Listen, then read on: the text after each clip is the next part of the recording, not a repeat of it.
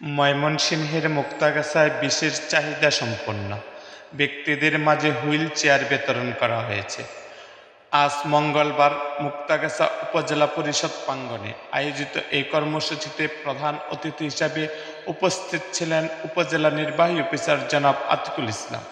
এ সময় স্থানীয় জনপ্রতিনিধি, উপজেলা প্রশাসনের বিভিন্ন দপ্তরের কর্মকর্তা, গণ্যমান্য ব্যক্তি ও সুবিধাভোগীরা উপস্থিত ছিলেন। অনুষ্ঠানে হুইল চেয়ার পেয়ে প্রতিবন্ধীরা আনন্দে আপ্লুত হয়ে পড়েন। তাদের মুখে হাসি ফুটে ওঠে। জনাব আতিকুল ইসলাম বলেন, প্রতিবন্ধীরা সমাজের বোঝা নয়, তারা আমাদের অংশ। তাদের জন্য সুযোগ সৃষ্টি করাই আমাদের দায়িত্ব। এই হুইল চেয়ার বিতরণ কার্যক্রমের মাধ্যমে সমাজে মানবিক মূল্যবোধ ও সামাজিক দায়িত্ববোধের প্রতিফলন ঘটেছে।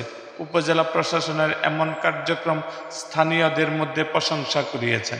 এরকম আরও ভিডিও পেতে এবং রাজনৈতিক অঙ্গনের নানা ঘটনা ও ইতিহাস জানতে আমাদের মুক্তাগাছার ইতিহাস মিডিয়া ইউটিউব চ্যানেলটিকে সাবস্ক্রাইব করুন এবং পাশে থাকা বেল আইকনটি বাজিয়ে দিন।